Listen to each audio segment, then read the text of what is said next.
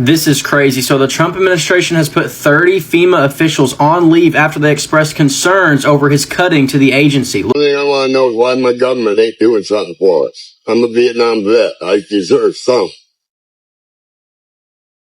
You know, we lost everything. They still got all that stuff. So, you know, I feel about the government, you know, everybody got to do what they got to do. FEMA employees have been placed on leave after their public criticism of the Trump administration.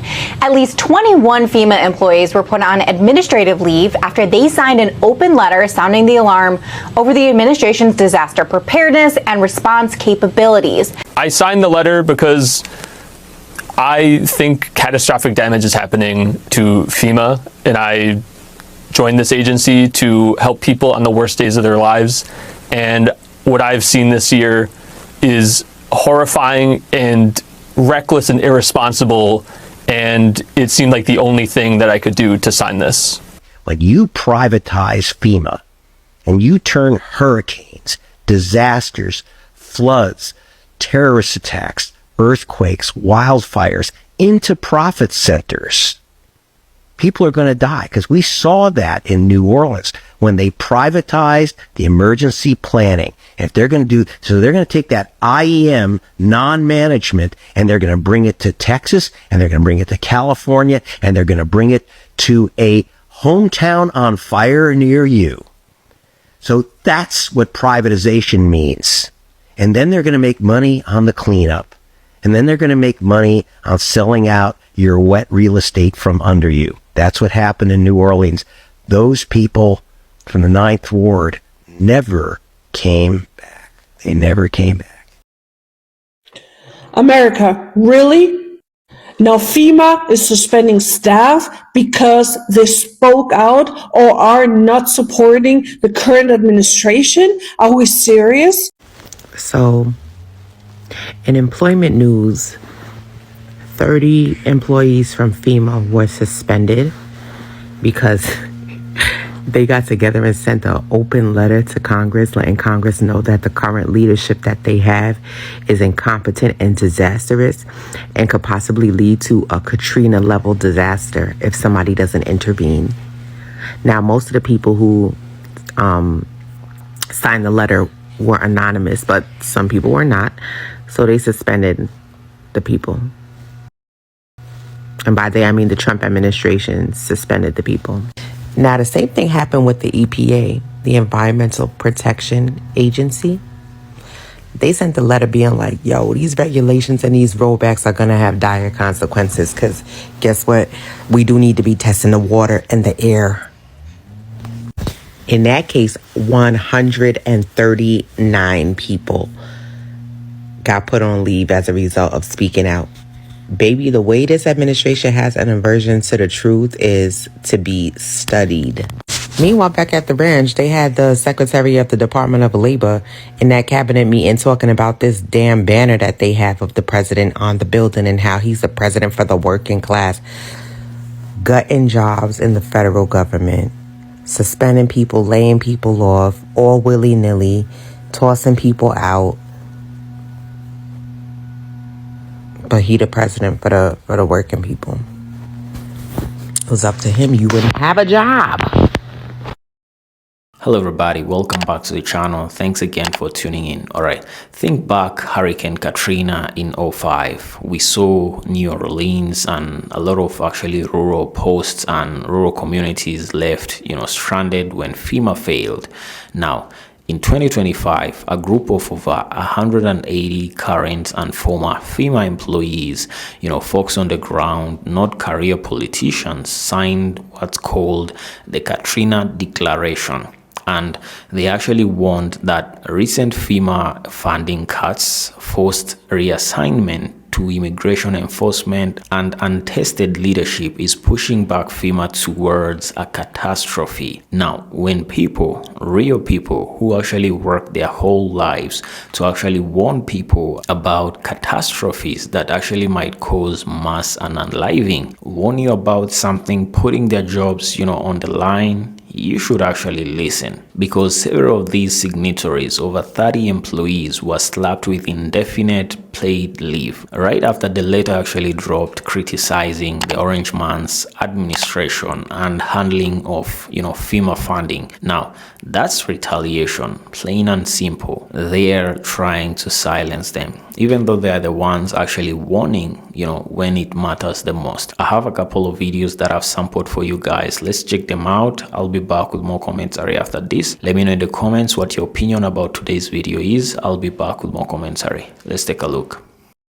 Hey USA, what's new with you? So Trump basically fired some employees today because they sent a letter that said that they didn't like how the management is working. Are you serious now? Okay, what's the story? So you know FEMA, right? Isn't that the organization that helps people when disasters happen? Yeah, they basically help Americans when disasters like hurricanes, wildfires, or tornadoes happen. Anyways, 180 people who work at FEMA and some others who used to work there wrote a letter to Congress and sent it. And what was the letter about? They were basically complaining how FEMA is being run under Trump, and they said it's not managed well enough to protect people when disasters happen. But the thing is, that's a rare occasion for them to talk. Wait, what do you mean? So FEMA workers usually stay out of public, and they usually stay neutral and stay out of politics. But yeah, they were like, we had enough. But because of that letter, Trump got mad. And what did he do? So he put some FEMA employees who signed that letter on leave. Basically, they were put out of their jobs and suspended. Wait, on leave means temporarily, right? Like they should be back? Well, hopefully they should be back, but they angered Trump, our dictator, our president. America, really? Now FEMA is suspending staff because they spoke out or are not supporting the current administration? Are we serious? They already don't have enough staff to take care of everything that is going on in the United States. And now they are getting rid of more and more and more. For what reason? For what reason exactly? Just because they do not agree with everything they've been told? But no, MAGA is still going around cheering this dude up after everything that has been going on in the last couple of months. And I do not understand. If nothing else is waking up MAGA, this at least should slowly wake up some of y'all, because it's getting dangerous. It's getting really dangerous. And hurricane season goes all the way through November. And it's not only about the hurricanes, but there's so much more, like, for example, floodings. And they don't already have enough people to assist within the FEMA organization. And you cannot just willy-willy hire anybody for those positions just because they do support the administration. So please, MAGA, it's about time to wake up. And for my fans, the MAGAs, so they can make fun of me, my face again, so I can hear again how I have to shave or lose weight. And for the good people in the United States that didn't choose the shenanigans, stay safe.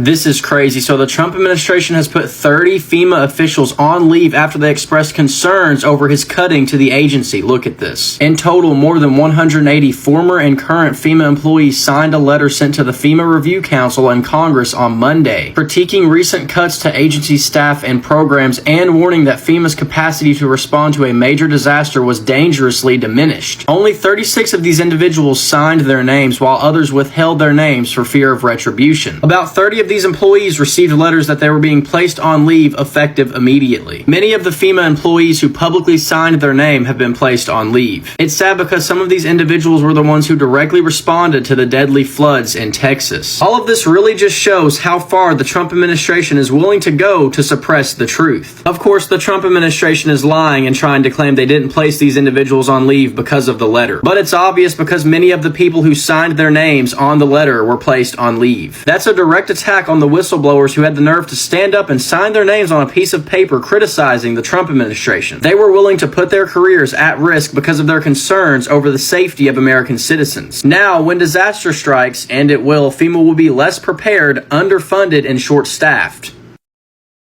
Did you know that some FEMA employees have been reassigned to ICE? That was just one of the critiques in a dissent letter signed by hundreds of FEMA employees who have now been put on leave. Some of the other things that they noted in there was the fact that Katrina-level has to sign on any contract over $100,000. She has to sign off on it, which limits their ability to do their job. The fact that there has not been a qualified FEMA administrator appointed as required by law, just to name a few. Oh my gosh, you guys, this story is so wild, I don't even know where to start. But if you care about disaster preparedness, you should watch. So you may have heard that a couple of days ago, about 200 FEMA employees published an open letter to Congress about the state of our emergency preparedness. It's called the Katrina Declaration, and it's basically warning that we are heading for a Hurricane Katrina-level disaster because of the Trump administration's cuts to FEMA. And if you happen to be too young to remember Katrina, it was a hurricane that killed nearly 1,400 people, largely because of the catastrophically bad government response to it. Now, the letter's main focus, of course, is the huge amount of FEMA employees who were forced out, fired, or forced into retirement by DOGE, and how damaging those cuts have been to the readiness of the agency. But the letter complains about more than the staffing cuts. It complains about their chief, who didn't even know there was a hurricane season when he was put in position. They also talk about Kirsty Noem's ridiculous requirement that every single expenditure over $100,000 get a personal sign-off from her. We know that this delayed response in Texas horribly. Anyway, the letter says a lot more. You should Google it and read it. But the main point is that only 35 people signed their names publicly. 141 signed anonymously for fear of retribution. And it turns out they were right to be worried, because yesterday the news broke that the Trump administration is suspending everybody they can find at FEMA who put their name on that letter. Why? To silence them. Some of the suspended employees were FEMA workers who had helped to respond to the catastrophic floods in Texas in July. So they took people away who were freshly back from disaster response to punish them for raising the alarm about our lack of preparedness for a disaster. So we have just entered peak hurricane season. We need to be ready for it, and the opposite is happening. These are the exact people who show up when your house floods or when wildfires hit your town or whatever, and they are warning us that there is a crisis brewing. But instead of listening, the Trump administration is doing the same thing it did at the EPA and at the CDC. They're firing the people speaking out because they don't actually care about keeping you safe. So the next time you face a natural disaster in your area, and you will, just know that the Trump administration cut the agency that should have been there to help you and then fired the people who tried to warn you about it. Because when no one shows up to help you in your hour of need, you should know exactly who to blame. Alright guys, there you have it. Actually, things like these are very concerning. You should be concerned when, a group of people, hardworking people, put their jobs on the line to actually warn you, to actually criticize, the government about something. What is freedom of speech? What is, the Constitution about? What is democracy about? It's supposed to be, the government of the people, by the people, for the people, working for the better of the people, not the other way around. Because, these people put their jobs on the line to actually criticize the administration about how they have actually been handling, FEMA by cutting off funding and putting untested leadership, in FEMA. And in their own words, they were actually warning that, this might actually lead to, a Hurricane Katrina catastrophe, because that's the last time when FEMA failed. Now, after that failure, people actually are supposed to learn from their failures and, work to better themselves so that next time, they will be ready. The administration has taken that away from FEMA. They have taken, the ability to be ready. I understand what DOGE was actually trying to do, with cutting government funding from wastage, for instance. That is good. Some things that actually are funded by governments all over the world are just wastage and a way of politicians, using money or getting money from the government and trying to, evade corruption, or in other words, trying to make it not look like corruption. Now, there are things that the government actually supports or funds that you cannot cut. Yeah, and one of those things is actually FEMA, because FEMA is supposed to warn people about catastrophes and disasters of nature. Now, if you take funding from such an organization, how do you expect them to actually warn people? How do you expect them to actually function in ways of trying to protect over 300 million people in a country that's, one of the biggest countries in the world?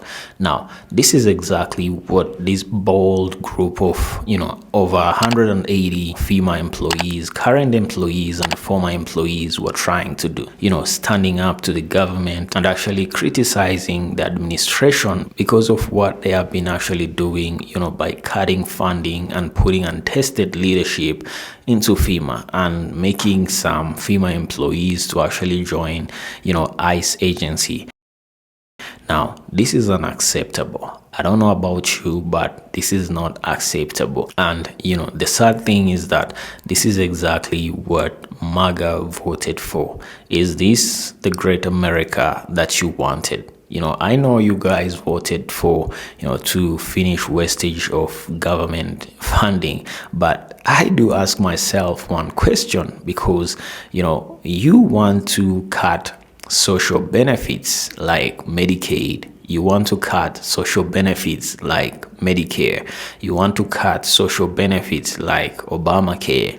You want to cut organizations that actually work for the people, to protect the people and to warn the people, organizations like FEMA. Now, what do you expect your tax dollars to actually do? Because we all know them tax dollars actually aren't being spent into development. For instance, we've all seen, videos of people showing how China looks compared to, how the United States look. Take just a simple thing like, the New York Metro, how it looks compared to other countries in Europe and in China.